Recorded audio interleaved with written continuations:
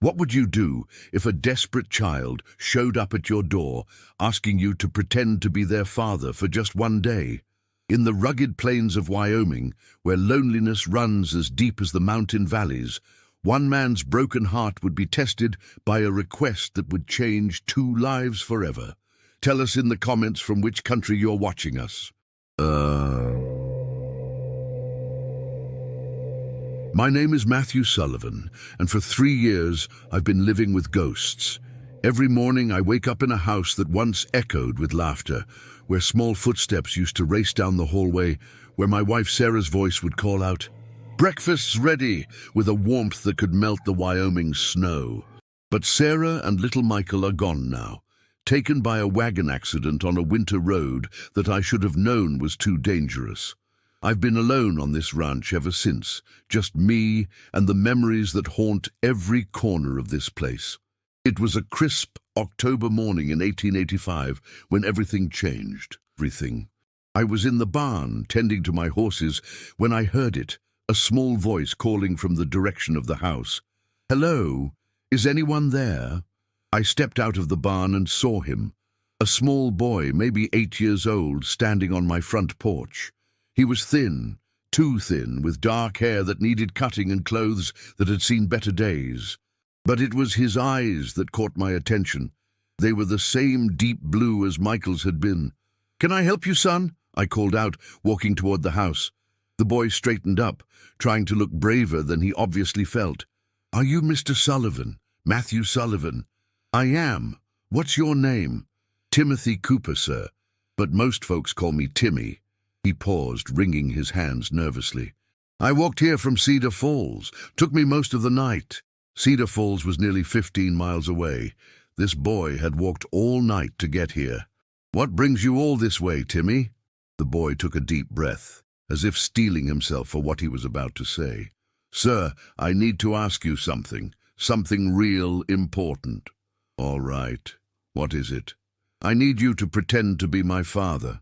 Just for today." The words hit me like a physical blow. Of all the things I might have expected this child to say, that wasn't one of them. "Son, what are you talking about?" Timmy's eyes filled with tears, but he blinked them back determinedly. "There's a couple coming to the orphanage today, Mr. and Mrs. Crawford. They're rich folks from back east, and they want to adopt a boy." "That sounds like a good thing." "It would be, except—" He trailed off, looking down at his worn boots. "Except they only want to adopt children who come from good families, children whose parents were respectable. And you don't?" "My pa was a drunk, sir. He died in a bar fight when I was 6. My ma, she worked in the saloon. She died of the fever last winter." He looked up at me with such hope in his eyes that it nearly broke my heart. "But Mrs. Hartwell at the orphanage, she said if I could prove I had some family connection to decent folks, maybe the Crawfords would consider me." "And you think I'm decent folk?" "I asked around town about you, sir. Everyone says you're a good man, a godly man. They say you used to have a family of your own."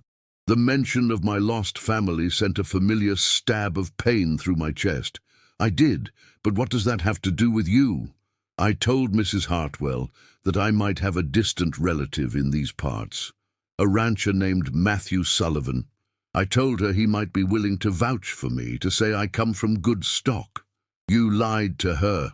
"Yes, sir," he admitted, his voice barely above a whisper. "I know lying is wrong, but I'm so tired of being at the orphanage. I want a real family, a real home. I want someone to care about me." I stared at this boy, this desperate child who had walked 15 miles through the night to ask a stranger to pretend to be his father.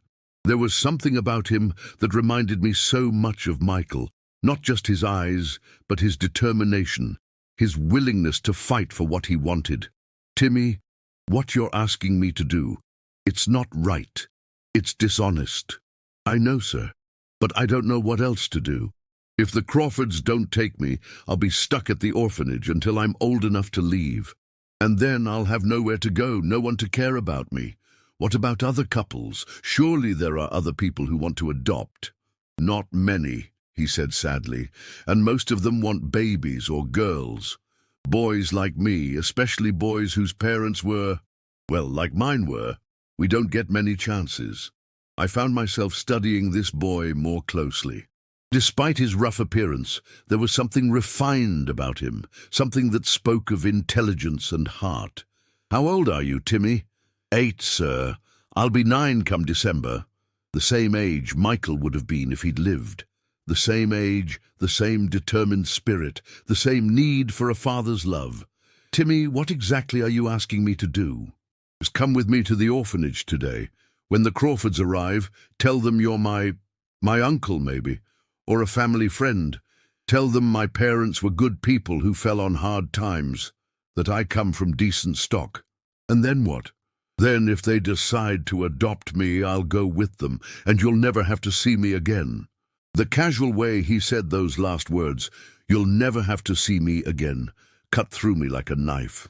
This boy expected to be abandoned, expected to be forgotten. It was written all over his face. "Timmy, sit down on the porch steps. Let me get you something to eat."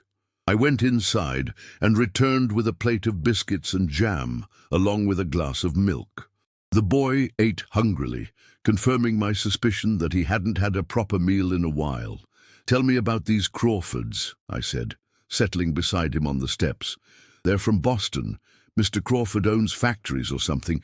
They can't have children of their own, so they want to adopt. But Mrs. Hartwell says they're very particular about what kind of child they want." "What kind is that?" "Well-behaved, quiet, from a good family. Mrs. Hartwell says they want a boy who can be trained to be a proper gentleman, someone who won't embarrass them in society." "And you think you can be that boy?" "I can try, sir. I'm good at being quiet. I don't cause trouble, and I can learn to be a gentleman if someone teaches me." There was something heartbreaking about the way he said it, as if he were willing to become anyone, be anyone, just to have a family. "Timmy, what if I told you that you don't need to pretend to be someone else, that you're perfectly fine just as you are?" "But I'm not, sir. I'm the son of a drunk and a woman who worked in a saloon. That's not the kind of boy rich folks want." "Maybe not, but it's the kind of boy who has the courage to walk 15 miles in the dark to ask for help. It's the kind of boy who's willing to do whatever it takes to find a family." "Does that mean you'll help me?" I looked at this brave, desperate child, and I saw something I hadn't seen in 3 years. Hope, not just in his eyes, but stirring in my own heart. "I'll help you," I said. "But not the way you think." "What do you mean?" "I mean, we're going to tell the truth about who you are, where you come from, and what you're worth.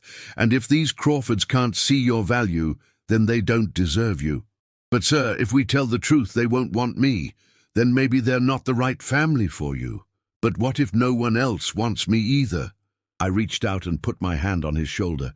"Timmy, let me tell you something. A man's worth isn't determined by who his parents were. It's determined by who he chooses to be, and from what I can see, you're choosing to be brave, determined, and honest. That's more than a lot of grown men can say." "You really think so?" "I know so. Now let's get you cleaned up and fed properly. If we're going to meet these Crawfords, we're going to show them exactly what kind of boy you are. And if that's not good enough for them, then that's their loss." For the first time since he'd appeared on my porch, Timmy smiled. It was a small, tentative smile, but it lit up his whole face. "Mr. Sullivan?" "Yes." "Thank you for helping me, for being kind to me." "You don't need to thank me, son. This is what decent people do for each other." As I led him inside to get cleaned up, I couldn't help but think about the irony of the situation. This boy had come to me asking me to pretend to be his father for a day. But as I watched him examining my house with wonder, as I saw him try to make himself smaller and quieter so as not to be a bother, I realized something that shocked me. I was already starting to care about him as if he were my own son. The question was, what was I going to do about it? Chapter 2. Getting Timmy cleaned up and properly dressed took most of the morning. My housekeeper, Rosa Martinez, had taken one look at the boy and immediately sprung into action, heating water for a bath and finding some of Michael's old clothes that had been stored away in the attic. "This boy is too thin," Rosa muttered in her mixture of English and Spanish as she bustled around the kitchen, preparing a proper breakfast. "¿Cuándo fue la última vez que comió bien?" "I don't know," I admitted, watching Timmy devour his second plate of eggs and bacon, "but I'd guess it's been a while." Rosa, who had worked for my family for over 10 years, gave me a knowing look. "Es bueno para ti, having a niño here again. This house has been too quiet." I didn't respond to that, but I knew she was right. Having Timmy in the house had awakened something in me that I'd thought was buried with my family. The sound of running water upstairs, the clatter of dishes at the breakfast table, even the simple act of watching someone enjoy a meal. It all reminded me of what I'd lost, but also of what was possible. "Mr. Sullivan," Timmy's voice interrupted my thoughts. "Are you sure about this? About telling the Crawfords the truth? I'm sure you shouldn't have to lie about who you are to be loved, Timmy. But what if they don't want me? Then they're not the right family for you. But what if nobody's the right family for me?" I knelt down so I was at his eye level. "Timmy, do you know what I see when I look at you?" "What?"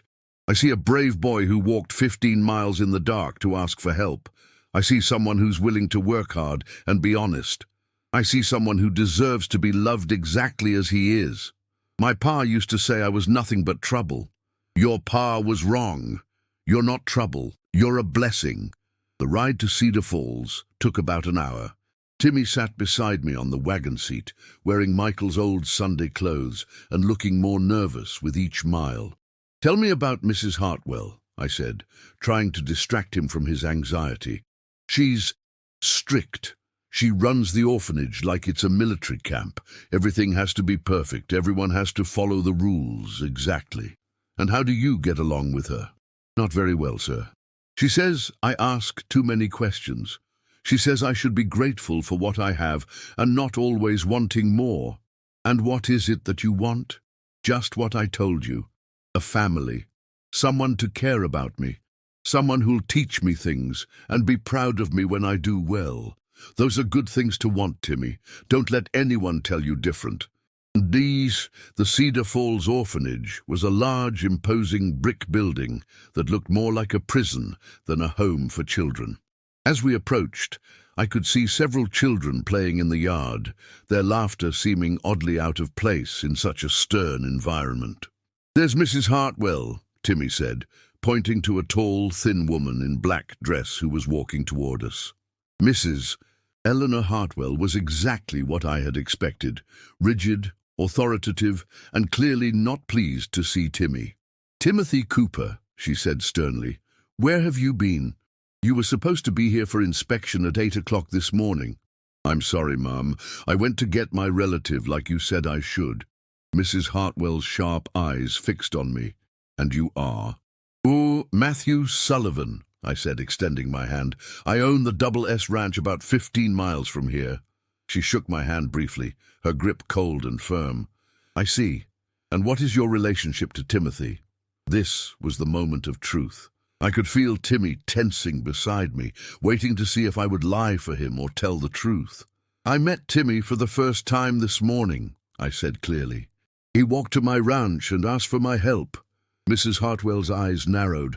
"I don't understand. Timothy told me he had a relative in the area." "He doesn't. He lied to you because he was desperate to find a family. But I'm here because I believe this boy deserves a chance, regardless of who his parents were.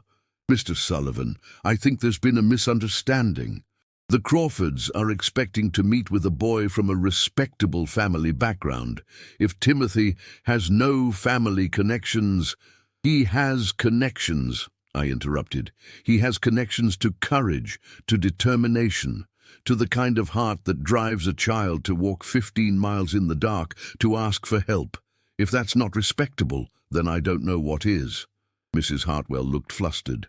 "But his parents are dead.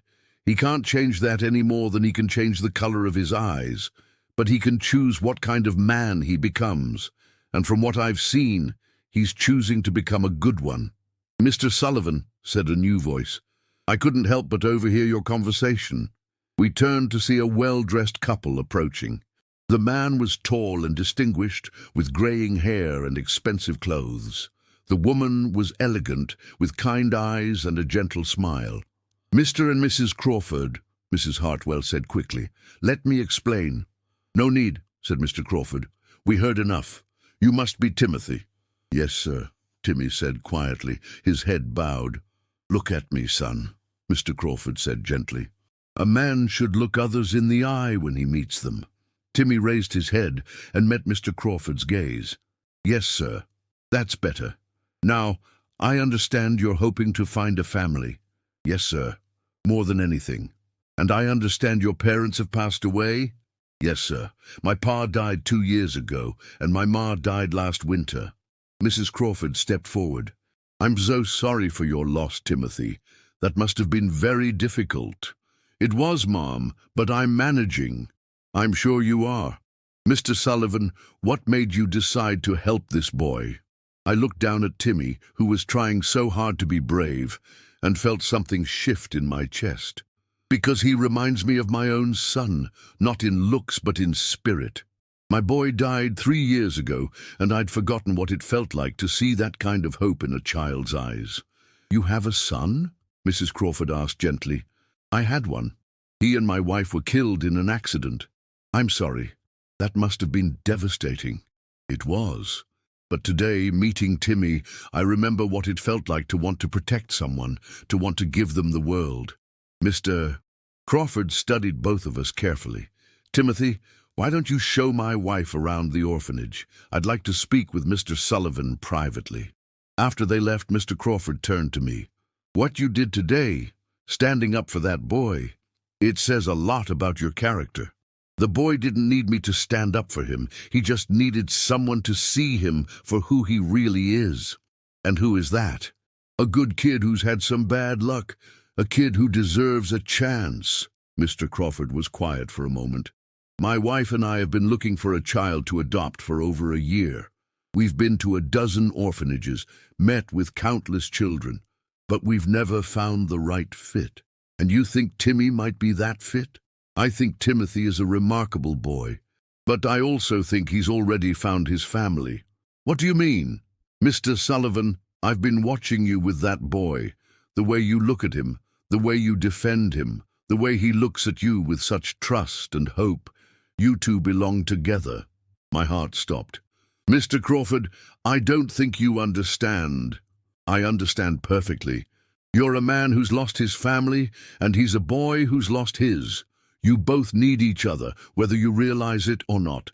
But I can't take care of a child. I don't know how anymore. You already are taking care of him. You fed him, clothed him, stood up for him. That's what fathers do." Just then, Timmy and Mrs. Crawford returned. Timmy ran straight to me, and without thinking, I put my hand on his shoulder. "Well?" Mr. Crawford asked his wife. "He's a wonderful boy," she said, smiling at Timmy. "Smart, polite, and clearly hungry for love and attention." "But," I could hear the but in her voice, "but he's not our son. He's yours." Timmy looked up at me with confusion. "What does she mean?" I knelt down so I was at his eye level. "Timmy, what if I told you that you don't have to go with the Crawfords? What if I told you that you could stay with me? Forever? Forever, if you want to." "You mean it? You'd really want me?" "I'd be honored to have you as my son." Timmy threw his arms around my neck and buried his face in my shoulder. "Yes," he whispered. "Yes, I want to stay with you. I want to be your son." As I held this brave, determined boy in my arms, I realized that Mrs. Crawford was right. Timmy wasn't just a child who needed a home. He was my son, the son I'd thought I'd lost forever. Sometimes the family you're looking for finds you when you least expect it. Chapter 3. The legal process of adoption took 3 months, but in our hearts, Timmy became my son the moment he wrapped his arms around my neck in that orphanage yard.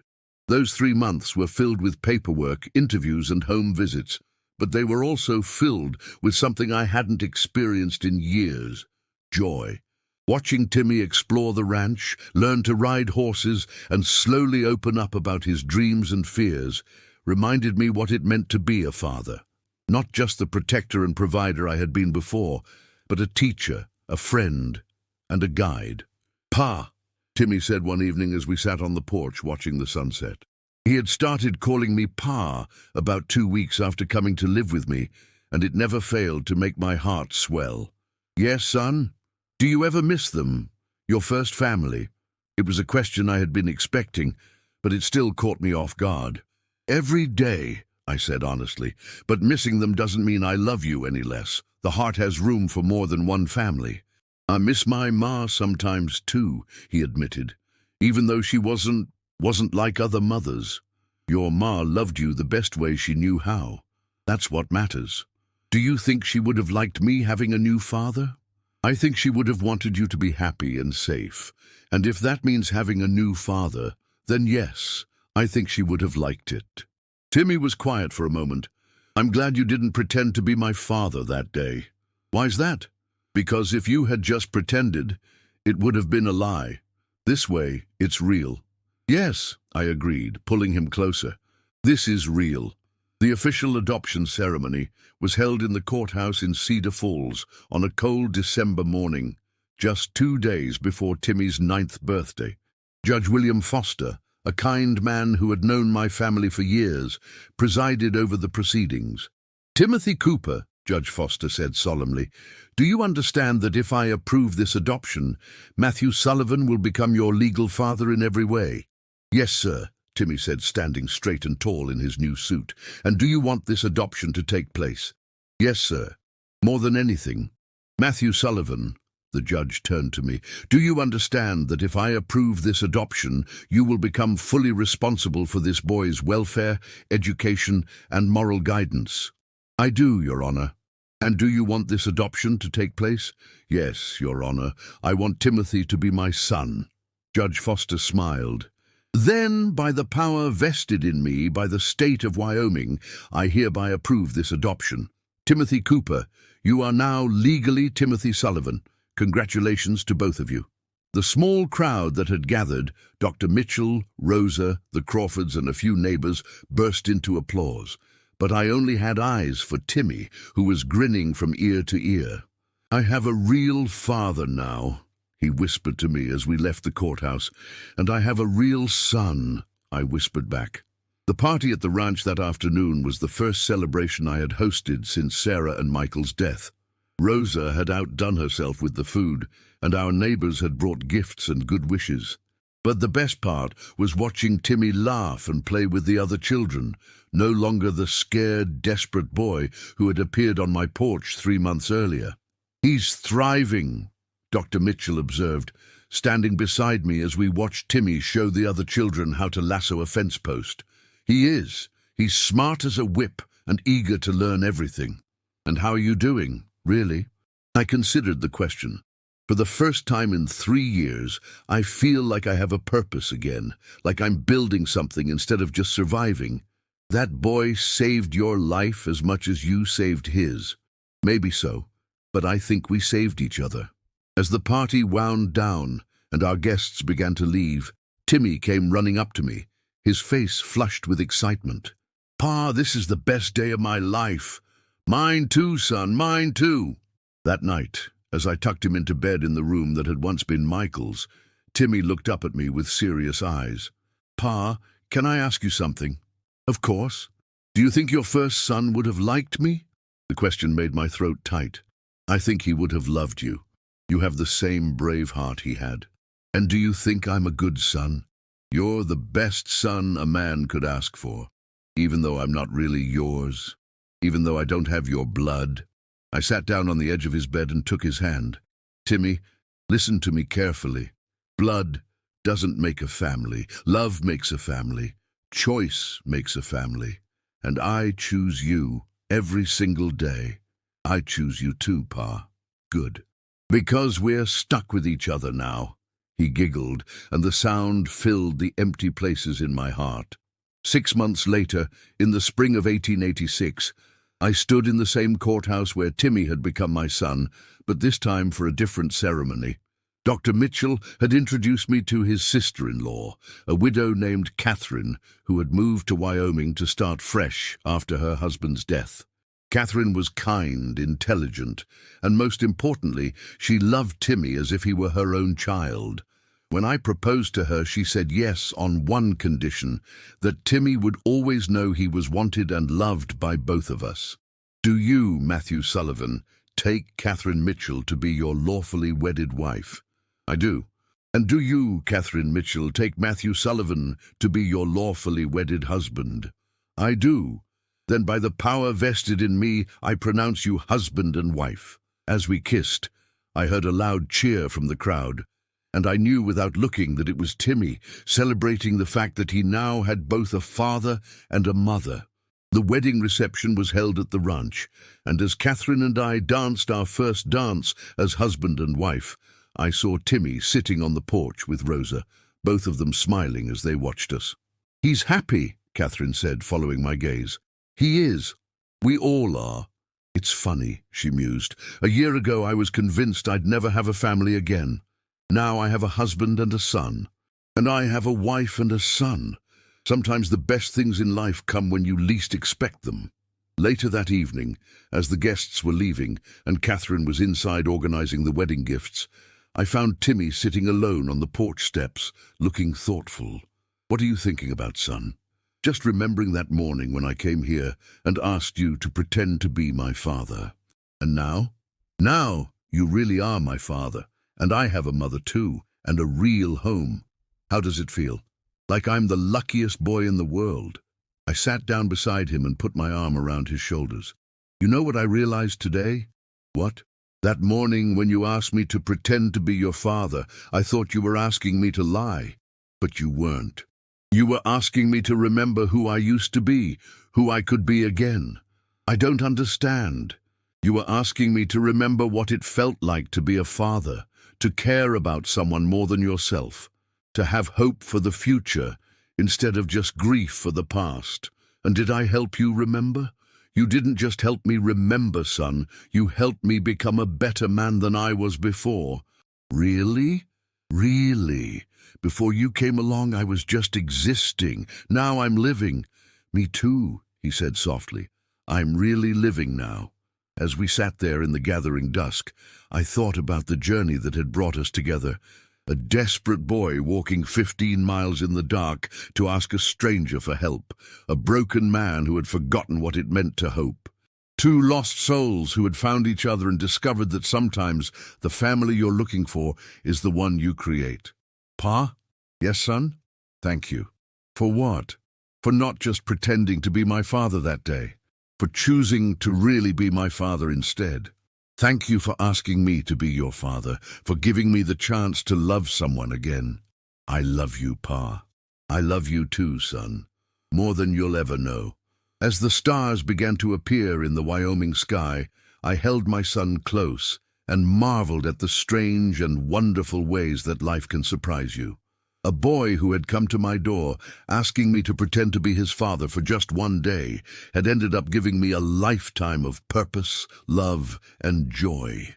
Sometimes the most important question isn't whether you can pretend to be someone's father, but whether you're brave enough to become one for real.